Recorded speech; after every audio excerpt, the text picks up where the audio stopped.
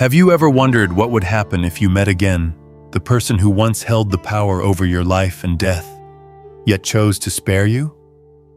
Not because they were forced to, not because of any rules, but simply out of compassion?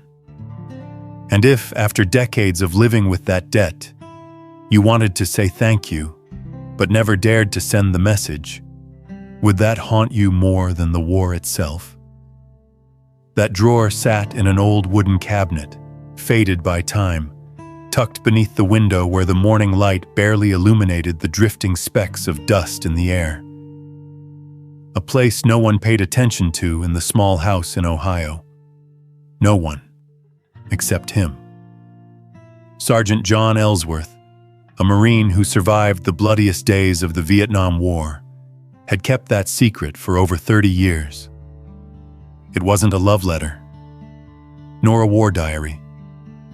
It was a short letter, written on yellowed paper, with trembling handwritten lines, not for a wife nor for a child, but for a man whose name he never knew, the one who spared his life one afternoon in 1968. No one in the family knew of the letter's existence until after he passed away. But to understand why it remained there, quietly and never sent, we have to return to the past, where it all began. Memories from the battlefield, the meeting between mortal enemies, the Vietnamese jungle. Hot, humid, thick like a heavy blanket weighing down the air. Every step came with a rustle full of tension. The Tet Offensive had pushed every American unit to the edge, and in the chaos, John was separated from his squad. Lost, alone, armed with only an M16 and a few rounds. Every sound became unnervingly clear, the buzz of cicadas, the rustle of leaves, and unfamiliar footsteps approaching. He turned, raised his weapon, but too slow. A North Vietnamese soldier had already aimed his gun at him. Death, John thought, had come. In that split second, he braced for the shot. No goodbyes, no heroism. Just a man killed in war, like thousands of others. But then, no gunfire, no blood, no pain. The other man looked at him. For a second, that felt longer than a lifetime. Those dark eyes didn't reflect hatred or triumph, but weariness, heaviness, something like sympathy or regret. The soldier stepped back, slowly lowered his gun, then turned and walked away, disappearing into the forest as if he had never been there. John stood frozen, trembling, heart pounding like thunder. It took him minutes to understand. He had been spared. A miraculous survival in a place where life wasn't decided by luck. Life, and an invisible debt. He was found by Allied troops 2 days later, returned to base, then home. But from that moment on, John was never the same. War had frightened him, yes, but it was the enemy's mercy that haunted him each night. Why? Why didn't the man kill him? If the roles were reversed, could John have done the same? That question clung to him through the years. When he stood before his parents' altar, when he watched his son being born, when he placed his hand over his heart during the national anthem, he remembered that gaze, a nameless look that never left him. He called it the debt of survival, a debt with no bill, no due date, but heavier than any money he had ever known. Whenever he saw his family laughing around the dinner table, John didn't just feel happiness. He felt lucky and guilty, because maybe that man never returned home. Enemy or savior? Who was that soldier?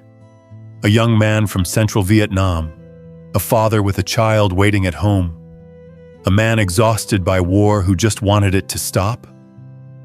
No one knew, and John never found out.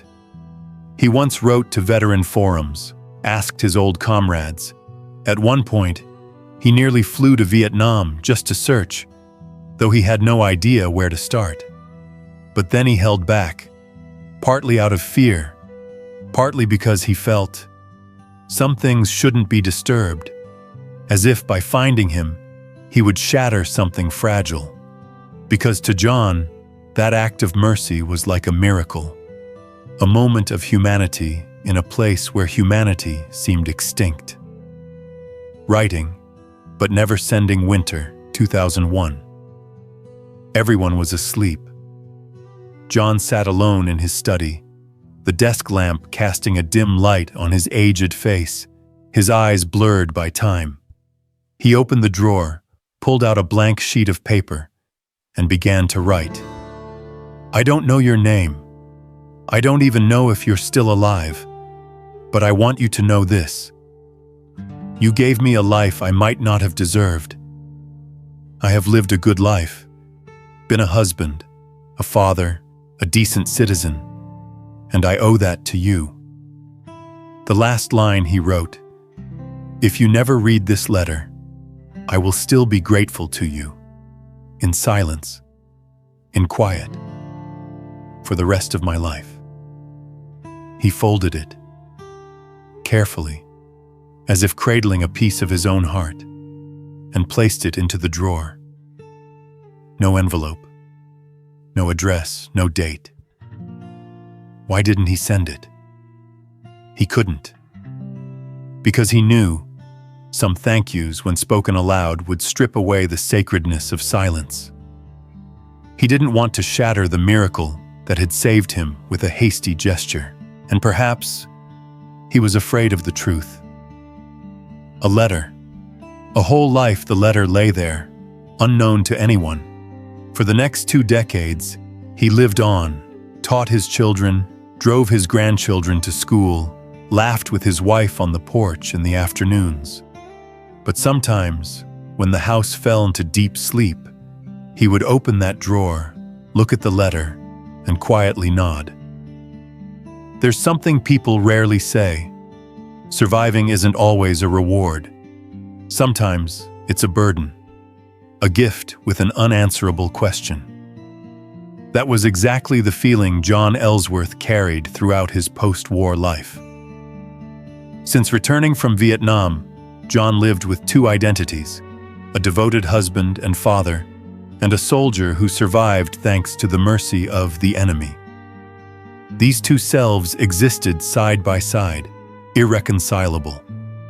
The man beloved by many, behind his gentle smile, was a soul never free from the question, why was I spared? From battlefield to civilian life, assumed peace at America in the 70s wasn't a land of pride for returning veterans. The Vietnam War brought no triumphant glow, only doubt, anger, and unhealed wounds. John never spoke of the war to his wife, never mentioned it to neighbors. To his children, he only said, I used to be a soldier. Yet at night, when the house was asleep, he lay awake, staring at the ceiling as if seeing through the tin roof of a military hospital. He wasn't haunted by scenes of killing, didn't dream of explosions. What kept him awake was the moment that soldier turned and walked away. The look he gave John, not of contempt, but something achingly human. What reason is there to spare an enemy's life? John always wondered, if it were me, would I have done the same? He had seen friends fall beside him, witnessed blind retaliation by American soldiers, and yet that man, in a moment where he held complete power over life and death, chose to let go. Was it morality? Exhaustion? Or did he look at me and see nothing worth killing? Every time John thought about it, he struggled to breathe. not out of fear, but helplessness, as if he owed a debt to someone he could never find, could never name, could never thank. A hopeless search, yet one he couldn't stop. In the 1990s, as the internet crept into homes, John began what he called searching for a missing piece of fate. He joined veteran forums, Facebook groups, emailed Vietnamese veteran organizations in America. He retold the event, down to the scratch marks on the rifle, hoping someone might recognize it. But in return, silence. No one knew. No one replied. Family urged him to let it go. "Maybe that man is already dead," his wife whispered one night, seeing him hunched over the computer. He nodded, but said nothing. How do you let go of what saved your life? How can you? He even sought out Vietnamese veterans who had resettled in the US, spent hours in cafes where they gathered. Once he approached a man around his age, speaking in trembling English. "I was in Hue in 1968. Maybe you know someone." The man looked at him for a while, then just shook his head. John nodded in thanks, but inside he broke. It happened many times. Still, he didn't stop. Something pushed him to go on. Was it faint hope or relentless guilt? People might forgive us, but can we forgive ourselves? He never told his son Mark about this, not because he didn't trust him, but because he didn't want to burden him. To John, this was a sacred journey, so personal that even speaking of it felt like a violation. Yet one day, as the two were changing a light bulb on the porch, Mark suddenly asked, "Dad, do you ever wish you hadn't gone to war?" The question pierced through the armor John had built over the years. He paused, then, after a few moments, replied, "No, but I wish I understood better why I'm still alive." Mark didn't grasp the full meaning, but his father's eyes then held the weight of the night sky, living each day as a silent thank you. After retiring, John began doing volunteer work. He taught for free in rural areas, joined PTSD support groups, even helped raise funds for children in Southeast Asia. People called him a man of action, but few knew everything he did was his way of repaying the chance to live. He never said, "I do this to atone," because to him, it wasn't about atonement. It was gratitude. Every good deed he did was a message sent into the universe, a thank you to a nameless man in a distant jungle. Do you believe that some things we do have no clear reason, except for the deep sense that we must? Fate or coincidence? Once a friend asked John, "Do you think that soldier spared you out of humanity? Or was it just a random decision in the moment?" John didn't answer right away. He looked out the window, then said slowly, "Maybe both. But if it was just random, why did it change my entire life?" And maybe he didn't need an answer, because in everything he did, he lived as if that man were watching, as if each kind act was a message sent to the jungle of long ago, across time, borders, and silence. Never found, but not in vain, John never found that soldier. But you know what's strange? That's what made the story eternal. If he had found him and sent the letter, the story might have closed. But because it never ended, it opened up hundreds of questions, thousands of possibilities, and that's what makes people stay, reflect, and look within. Maybe that soldier died. Maybe he lived, grew old, had grandchildren. Maybe he also remembers John. Maybe he once wrote a letter and tucked it away. Who knows? In an old wooden drawer, too.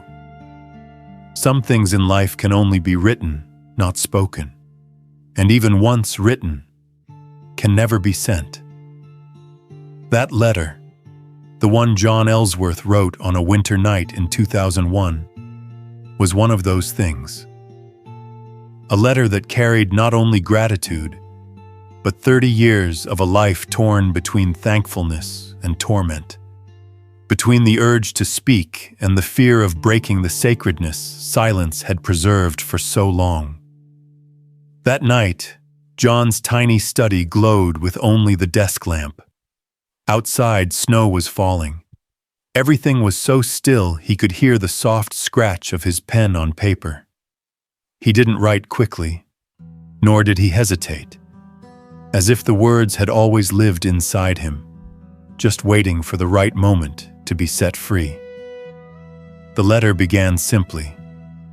I don't know your name. I don't know if you're alive or dead. I don't know who you are, where you came from, or what you've been through. But I know this, you spared me, and I lived a life because of that decision. The tone was calm, not overly emotional, but each word cut into the paper like a blade. He recounted the details of that moment, from the smell of damp earth in the jungle to the silent gaze of the North Vietnamese soldier. He didn't try to romanticize it. He simply recorded it the way a survivor captures the most beautiful and painful memory of their life. You could have pulled the trigger. You probably should have.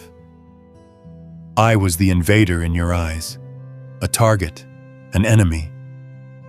But you didn't. You just looked at me, as you would look at a fellow human being. You don't need thanks, but I'm writing this letter because I can no longer remain silent. The letter was nearly 3 pages long. No rambling, no excuses. It was a simple, pure act, like kneeling before a benefactor without needing a name. When he finished writing, he folded it and placed it on the desk. And then, he stared at it for hours. Why didn't he put it in an envelope? Why didn't he try to send it to an organization, an address, a news agency? Not because he was lazy, and not because he had lost hope, but deep down, he knew that if he sent it, the miracle might vanish.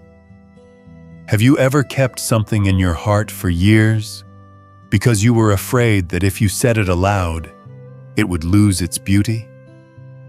That's how John felt. For over 3 decades, the memory of being spared was the only thing from the war that made him believe humanity still existed, even in the darkest places. It didn't need an explanation. It didn't need a reply. It only needed to exist, in silence, in eternal gratitude that asked for nothing in return. And that letter, if sent, if answered, would turn that into a dialogue, a process with a beginning and an end. But John didn't want an ending. He feared that if the man had died, the letter would only bring pain to his family. He feared that if the man was alive, but didn't remember him, didn't hold on to the memory, he would lose something sacred.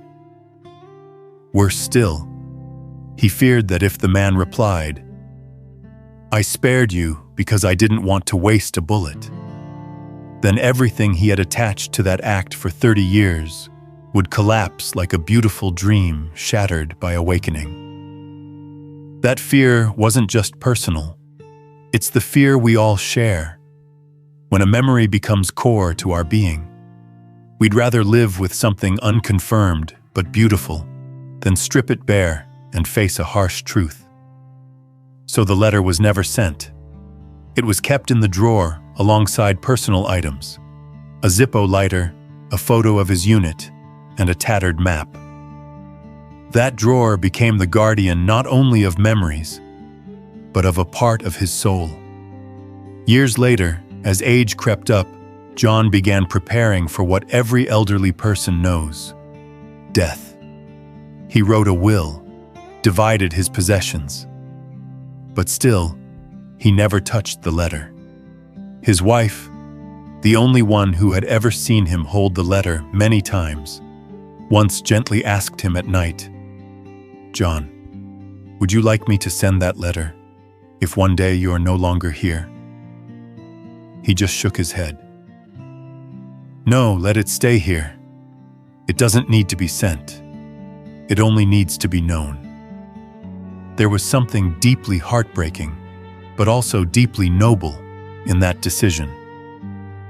John didn't seek recognition, didn't need a response, and because of that, he was truly grateful.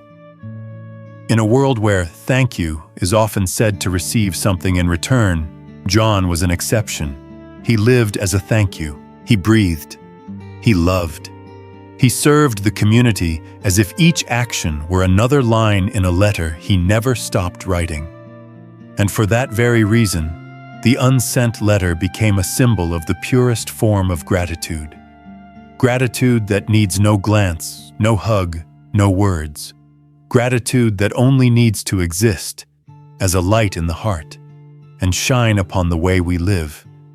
After John passed away, his son, Mark, was the first to open that drawer. He had seen his father sit there in silence many times, but had never touched it. When he held the letter, Mark cried, not because of what it said, but because he felt the weight of 30 years of silence in every word. At the funeral, after everyone had taken a keepsake from John's life, Mark stepped up to the podium, the yellowed letter in his hand. He didn't read it all aloud, only a few excerpts. But when he reached the final line, the whole church fell silent. "If you never read this letter, I will still be grateful to you, in silence, in quiet, for the rest of my life." No one said a word. Only the sound of wind brushing against the window pane, where sunlight cut through specks of dust. Like once again, the man had been forgiven, and had forgiven himself. Everyone thinks writing a letter is the hardest part. But it isn't.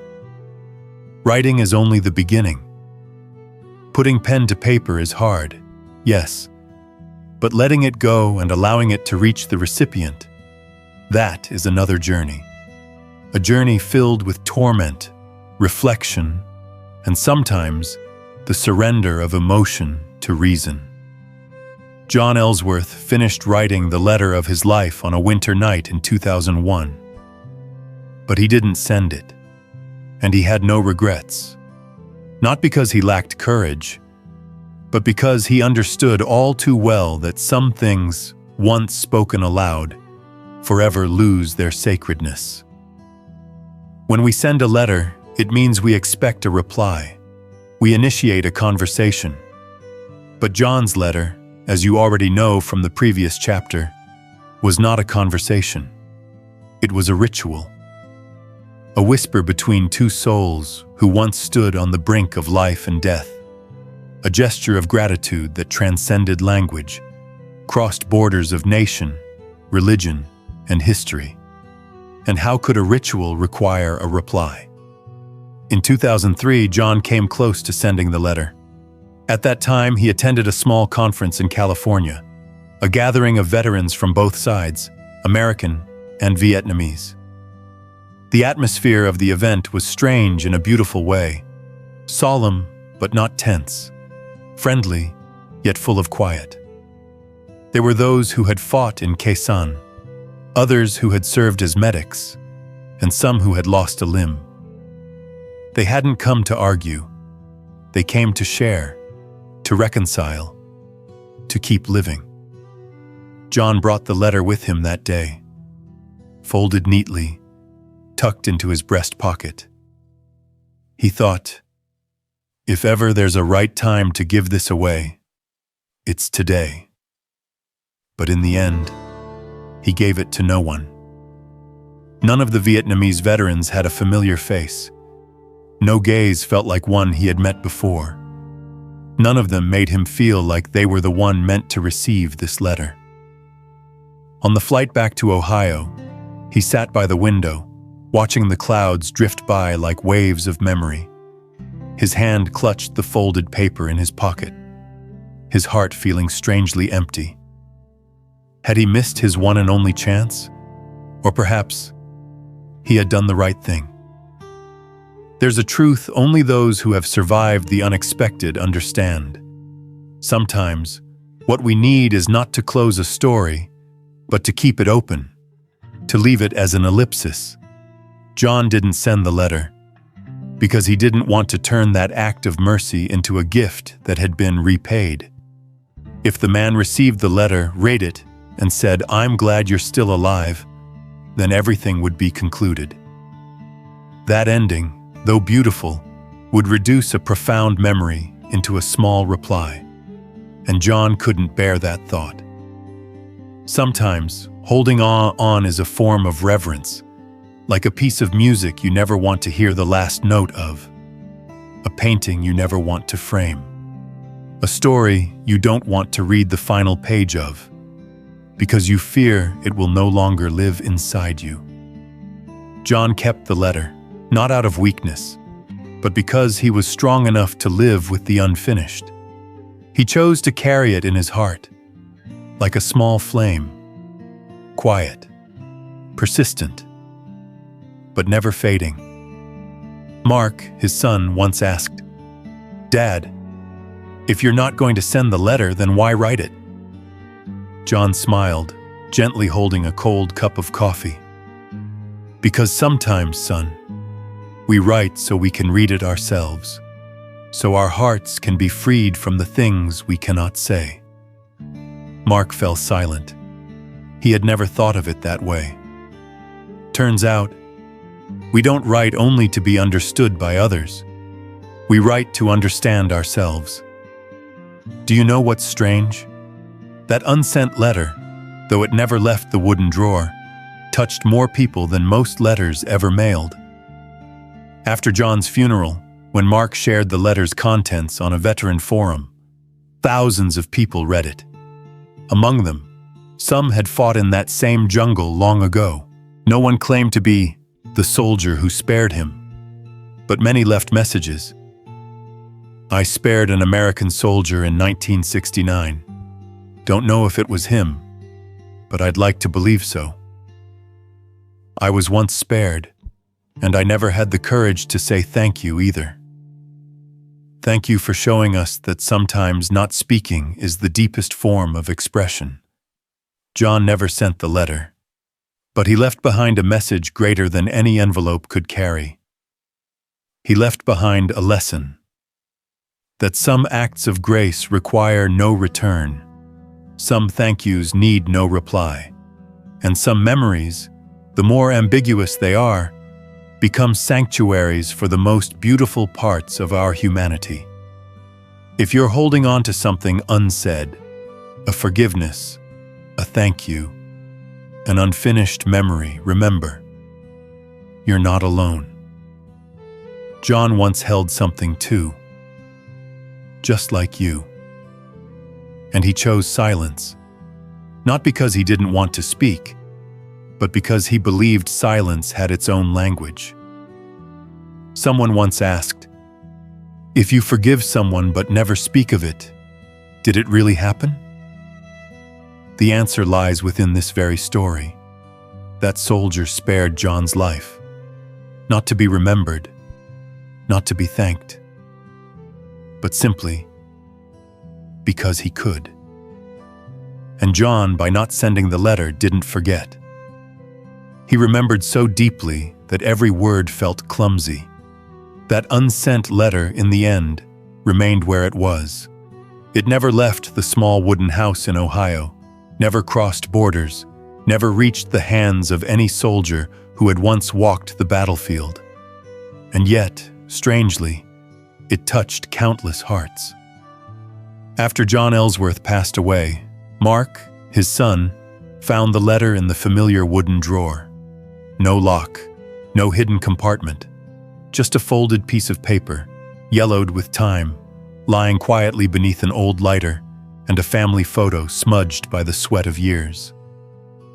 Mark picked it up and read, And for the first time in his life, he understood his father more than in all their conversations, fishing trips, shoulder pats, or the words, "I'm proud of you." That letter wasn't just a thank you, it was a mirror. A mirror that didn't reflect the face of a father, but of the reader. What do you see in it? What would you have done if you were him?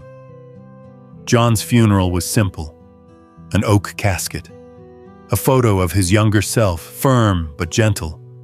A few fellow veterans, some neighbors, and his family. No one knew that at that very moment, Mark was holding a decision in his hands. Should he read the letter in front of everyone? He struggled. His father had chosen not to send it. Did that mean he wanted it to remain forever in silence? But then, as if hearing his father's whisper from somewhere unseen, Mark stood, walked to the podium, and spoke softly but firmly. "My father wasn't a man of many words, but today, I'll let a letter speak for him." The church fell completely still. No one moved. And when Mark read the final line of the letter, the sentence that had appeared in the previous chapter, "If you never read this letter, I will still be grateful to you, in silence, in quiet, for the rest of my life." An old soldier in the front row bowed his head. An elderly woman wiped her eyes with a handkerchief. No one said anything, but everyone felt it. Something deeply real had just been shared with each person in that room. It wasn't just a story. It was a question, quiet but haunting. If it were you, would you have sent the letter? From that day forward, people began calling the letter by another name, the silent mirror. Not because it reflected anything specific, but because when people looked into it, they saw the truest part of themselves, the things unspoken, the things still held, the things we dare not admit. Mark shared that after the funeral, he received hundreds of emails, some from former soldiers, others from office workers, even young people who had never known war, but all of them had once kept a letter unsent. "I wrote my father an apology after a fight, but I never had the courage to send it. I once wanted to tell an old friend I forgave him, but time passed, and I lost the chance. I wish I had dared to write, dared to speak, dared to send. But I didn't."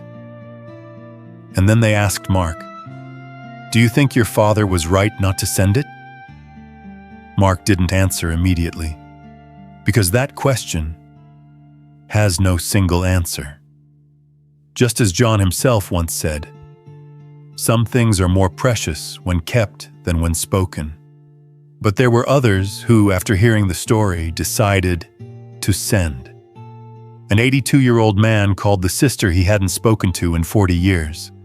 A veteran wrote a letter to his ex-wife, not to rekindle anything, but simply to say, "Thank you for being there during the hardest years." And strangely enough, John's unsent letter became the beginning of thousands of others that were sent. Letters with replies, with tears, with forgiveness, with peace. So was John wrong not to send his? No. No one can say what is right or wrong in a decision so deeply personal. The important thing isn't whether we send the letter or not. The important thing is, do we have the courage to face our true emotions? And John, he did that in the most honest way a person can. He wrote. He didn't avoid, didn't deny, didn't forget. He simply chose silence. The mirror John left behind doesn't ask others to follow him. It doesn't preach, doesn't advise. It simply poses a question each of us must answer on our own. If someone spared your life, would you live in a way that honors that? And not just spared in the literal sense, but those who opened a door for you, who forgave you, who gave you a second chance. Did you live as if you owed them? Did you feel grateful? And did you ever say it? Mark still keeps the original letter. He had it framed, not to hang on the wall, but to place on his desk, where each morning he starts his day with a brief glance at it. Not to remember his father, but to remember himself. Every time I read it, he says, I ask myself, have I lived well enough today? There are letters that never get sent, but there are also letters that, once written, are enough to change a life. John Ellsworth's letter, as you've followed from the beginning of this story, is not just a few yellowed pages tucked away in an old wooden drawer. It is a part of him. It is half a life lived in silence. It is a map of emotional roads he never finished traveling. And when he died, that letter didn't die with him. On the contrary, it began a new life. In the memories of others, in stories shared, in tears shed not out of grief, but out of deep understanding. Imagine this: an ordinary man, not a general, not a politician, with no grand medals, no heroic biography, just an old veteran living quietly in a small town, passing away in peace. And then a letter discovered after his funeral causes hundreds, even thousands of people to stop and ask themselves, am I living in a way that honors my second chance? The letter was never sent, but it arrived nonetheless. Not by post, not into the hands of the soldier from long ago, but through the hearts of those who quietly read it and saw themselves in every word. A local journalist, after hearing Mark's story, decided to publish the letter in full in the weekend column Untold Memories.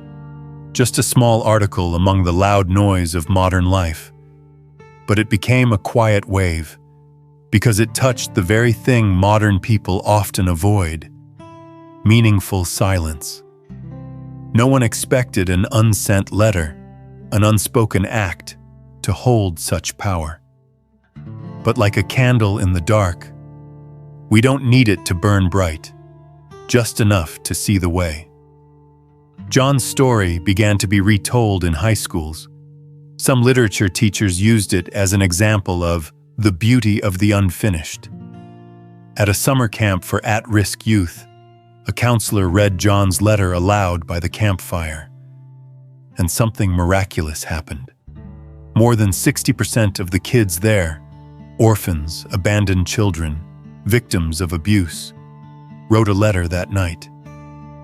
Not to send to anyone specific, but to free themselves from what had been locked up inside for too long.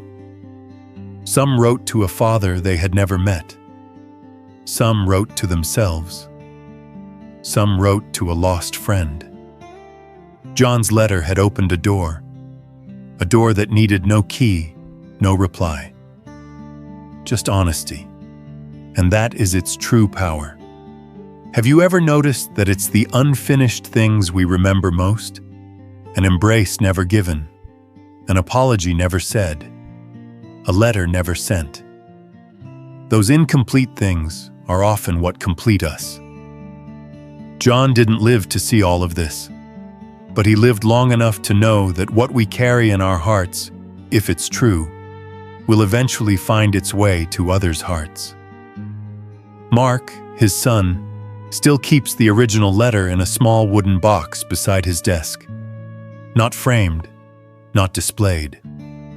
He says, "If I frame it, I turn it into a keepsake. But I don't want that. I want it to always be opened, reread, refelt. So I never forget that my father wasn't just a man who wrote a letter.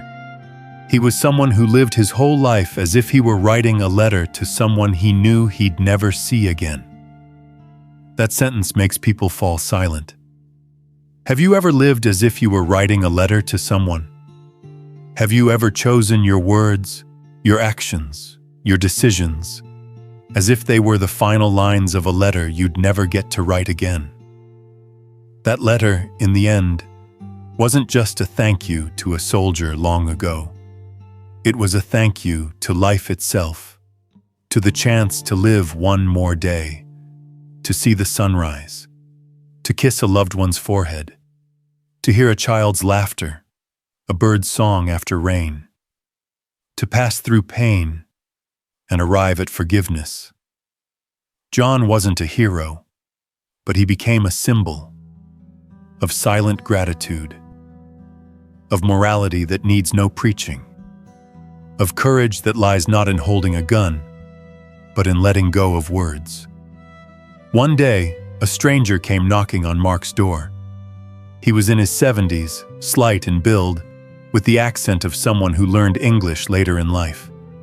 He introduced himself as the son of a former North Vietnamese soldier. There was no proof that his father was the man who spared John.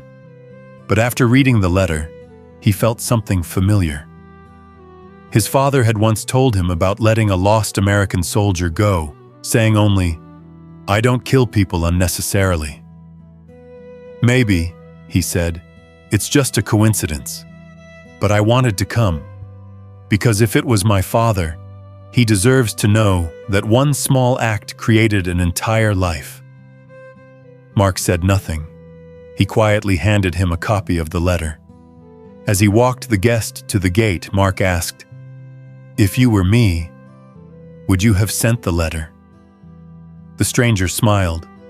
"No, I would keep it, because if your father didn't send it, maybe that was his way of asking us to carry that goodness in our hearts forever." You see, a letter. Just one letter. But it rewrote the fate not just for its intended recipient, but for hundreds of others. A thank you never sent became the origin of countless thank yous finally spoken. A silence gave rise to a symphony of empathy. So, if you're still holding something unspoken in your heart, know that you are not alone. And if it is honest, it will never be lost. You may choose to speak it.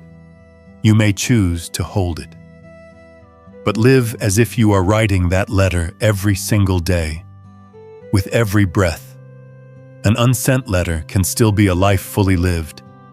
If you've walked with me from the beginning of this story, from the moment John was spared on that battlefield, to the night he wrote the letter and tucked it away forever, to the moment his son read it aloud at the funeral, then I want to ask you something sincerely. What letter are you carrying in your heart? Don't rush to answer. Let that question sit quietly inside you, the way John once kept his letter, needing no audience, no confirmation, only your honesty with yourself. The letter John never sent went on to live a life of its own, not by stamp or post, but through the silent eyes of its readers, through other letters written, through apologies whispered after decades, through doors once shut, now creaked open again. So, if one unsent letter could change a life, what's waiting inside the thing you've never dared to say? I'm not telling you this story to move you for a moment and let you forget. Not to make you shed a few tears and scroll to the next video. I'm telling it to make you pause. Really pause. To stop in the middle of a life that's pulling you along with deadlines, schedules, news, noise, and ask yourself, is there someone you've hurt that you've never said sorry to? Is there a kindness you once received that you never thanked for? Was there a door once opened to you that you walked away from and never returned to knock? And if so, why haven't you said it? Don't worry, I'm not telling you to make a phone call, send a message, or write a letter right now. I'm not saying that holding it in is wrong either, because as John showed us, some things when held close become even more profound. But I do want you to acknowledge it, to face it. Place your hand on your chest. close your eyes, and ask yourself, if tomorrow I was gone, what would I most regret never having said? Maybe it's a simple, "I love you, Mom," a soft, "I forgive you," a quiet, "Thank you for giving me a chance," or just a look, a nod, an embrace. And maybe it's a letter you once wrote, once thought of, but never had the courage to send. I don't know who you are, where you live, or what you're going through, but I know this. There's something you want to say. We all have something. Maybe it's lying still in your heart, like John's letter in a drawer for 20 years. Maybe it's the thought that returns every night, when everything is silent, and you can finally hear the truest voice within yourself. And so the question is no longer, what do you want to say? But rather, are you brave enough to face it yet? I want you to try something small, not for me, not for anyone else, but for yourself. Write a letter, even just a paragraph. Even if you never send it, even if you tear it up after writing, even if you fold it and hide it in your wallet or in an old book, just write. Write down what you've never said. Write with complete honesty. Write not for anyone else to read, but so you can see yourself more clearly. Because maybe, like John, writing is the first step toward forgiveness. And if you feel ready, share a small part of that letter in the comment section below. Just one line, one word. No need for length, no need for detail. Just be real. You'll be surprised how deeply a stranger who reads your words might feel seen, might feel understood. Because we are not alone in the things we leave unsaid. We just think we're alone, until someone finally gives voice to what we haven't dared to say. Maybe you're thinking, I'm just an ordinary person. Why should I share anything? But John was just an ordinary person too. He wasn't famous. No one knew about him before the story of his letter was shared. And because he was so ordinary, his story touched the rawest, realest part in all of us. We don't need to be heroes to live courageously. We just need to be honest with ourselves. Now that this story is ending, you have two choices. Scroll away to the next video, to something lighter, easier to digest. Or pause. Write a line, a word, a piece of your heart you've kept hidden, and share it with others who are quietly waiting to read something that feels like them.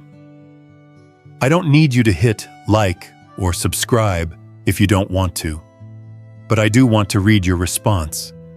You can begin with, I have a letter I never sent. I was once forgiven.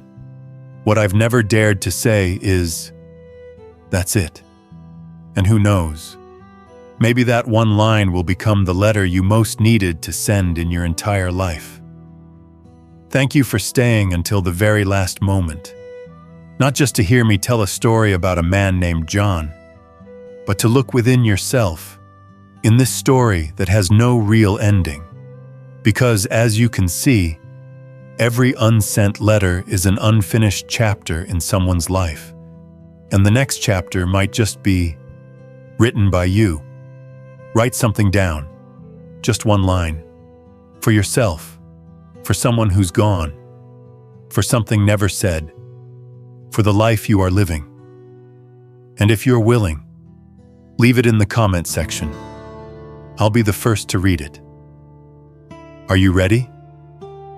Day. The letter that was never sent, and the story that silenced an entire church. The letter that was never sent, and the story that silenced an entire church. What happens when a U.S. Marine survives the Vietnam War because his enemy chose not to pull the trigger? For over 30 years, John Ellsworth kept a secret, a handwritten letter to the man who spared his life. He never sent it. He couldn't. But when his son discovers the letter after John's death, a wave of unexpected truths, emotions, and questions rise to the surface. This is not just a war story. It's a story about silence, gratitude, forgiveness, and the things we carry but never say. This powerful narrative explores what it means to live with a debt you can't repay, and how a letter never sent can echo louder than words ever spoken. If you've ever held back from saying something that matters, this story is for you. Don't forget to like, subscribe, and share if this story touched your heart. Leave a comment. Do you have a letter you've never sent? Unsent letter. Vietnam War. Veteran story. MASH. Letter from war. Story that matters. Unsent letter. Vietnam War story. Veteran stories. Emotional letter story. Forgiveness in war. Letter from war. Father-son emotional story. Vietnam War veteran. Moral story. True. Powerful storytelling.